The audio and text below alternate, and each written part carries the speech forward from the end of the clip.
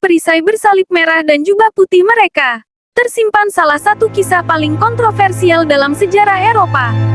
Mereka bukan sekadar prajurit, mereka adalah penjaga tanah suci, bankir rahasia kerajaan, dan simbol kekuatan religius yang menakutkan. Tapi dari kejayaan yang luar biasa, mereka berakhir dengan eksekusi, pengkhianatan, dan legenda yang tak pernah padam. Inilah kisah Ksatria Templar, antara iman, kekuasaan, dan pengkhianatan. Tahun 1119, Yerusalem baru saja direbut oleh tentara salib. Di tengah euforia kemenangan itu, jalanan menuju Tanah Suci masih berbahaya. Perampok, bandit, dan sisa-sisa pasukan musuh mengancam para peziarah Kristen yang datang dari Eropa. Melihat kondisi ini, seorang bangsawan Prancis bernama Hugues de Payens, bersama 8 ksatria lainnya, mengajukan sumpah kepada Raja Baldwin II dari Yerusalem. Mereka bersumpah hidup dalam kemiskinan, kesucian, dan ketaatan, sembari menjalankan misi, melindungi para peziarah di jalur berbahaya menuju Yerusalem. Ordo ini dinamakan For Fellow Soldiers of Christ and of the Temple of Solomon, karena mereka bermarkas di dekat reruntuhan kuil Sulaiman. Dari tempat suci itulah mereka mulai membangun reputasi sebagai penjaga iman dan perisai tanah suci. Namun, tak butuh waktu lama, ordo kecil ini berkembang menjadi kekuatan militer dan ekonomi yang sangat berpengaruh.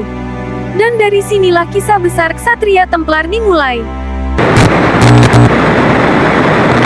Di abad ke-12, saat Eropa terobsesi merebut tanah suci dalam perang salib, muncul sekelompok ksatria religius yang dikenal sebagai Knight Templar. Awalnya, mereka hanyalah penjaga para peziarah Kristen yang menempuh perjalanan panjang dan berbahaya menuju Yerusalem. Tapi peran mereka segera berkembang jauh lebih besar dari sekadar penjaga bersenjata. Dengan rute perdagangan dan ziarah yang penuh perampok, para peziarah membawa emas atau harta menjadi sasaran empuk. Templar memanfaatkan situasi ini dengan menciptakan sistem baru. Peziarah bisa menyetor harta di kantor Templar di negara asalnya dan menerima selembar dokumen berisi tanda terima serta nilai simpanannya. Sesampainya di Yerusalem atau markas Templar lainnya, dokumen itu bisa ditukar kembali dengan jumlah setara. Inilah cikal bakal sistem cek, bahkan semacam sistem transfer dana lintas wilayah. Templar tak hanya melindungi fisik, tapi juga menciptakan jaringan keuangan yang luas dan aman. Mereka menjadi penyedia jasa simpan pinjam, bahkan membiayai kerajaan dan bangsawan. Dalam waktu singkat, mereka mengelola kekayaan besar di seluruh Eropa dan Timur Tengah. Pada puncak kejayaannya, Knights Templar bukan hanya ordo militer religius. Mereka adalah jaringan internasional pertama di dunia, dengan struktur yang menyerupai korporasi multinasional modern. Mereka memiliki benteng, rumah tinggal, markas, dan tanah luas di berbagai penjuru Eropa dan Timur Tengah. Dari London, Paris, Roma, hingga Yerusalem dan Akko, Templar membangun jaringan komunikasi, logistik, dan perbankan yang menyaingi negara.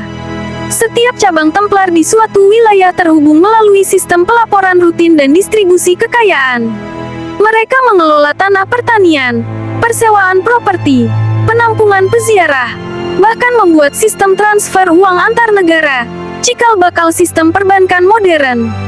Seorang peziarah dari Inggris, misalnya, bisa menitipkan uang di London dan mengambilnya di Yerusalem berkat kode rahasia yang hanya dimiliki Templar. Jaringan global ini juga memberikan keuntungan politik dan militer.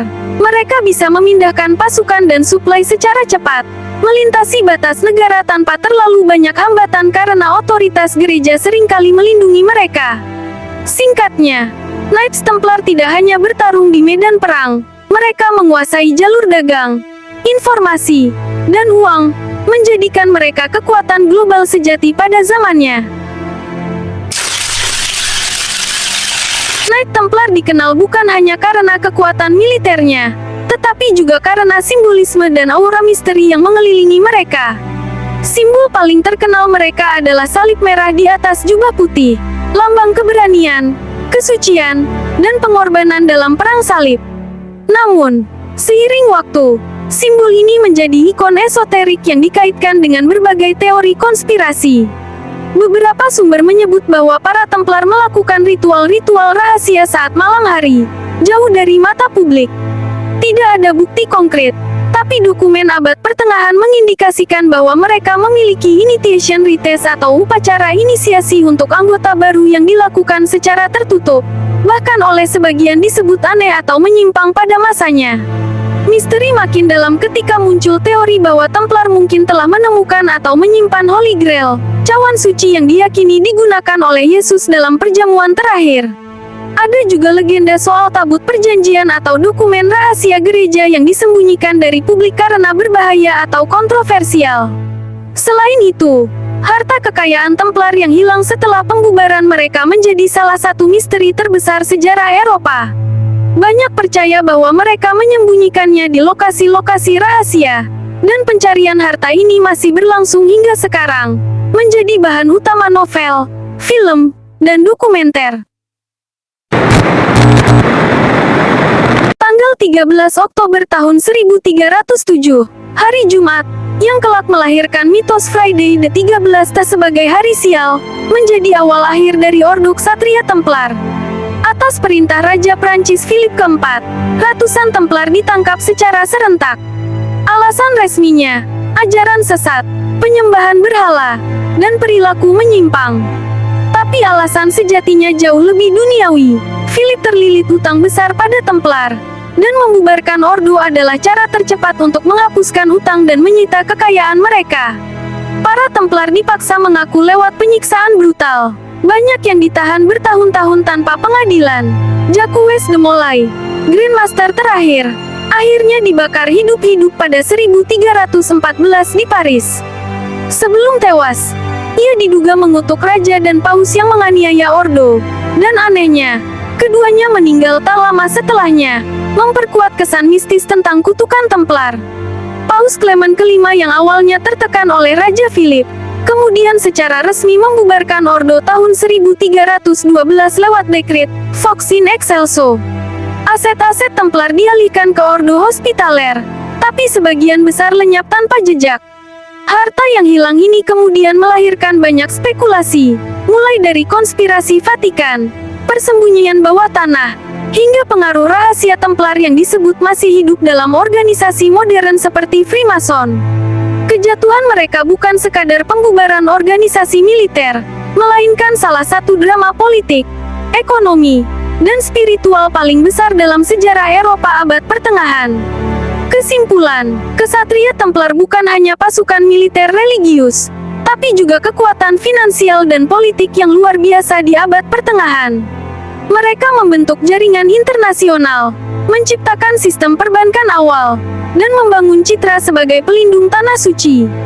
Namun, kekuasaan besar itu akhirnya membuat mereka jadi sasaran, terutama bagi raja yang terjerat hutang. Penangkapan dan pembubaran paksa Templar meninggalkan warisan kontroversial yang terus menginspirasi teori, legenda, dan misteri hingga hari ini.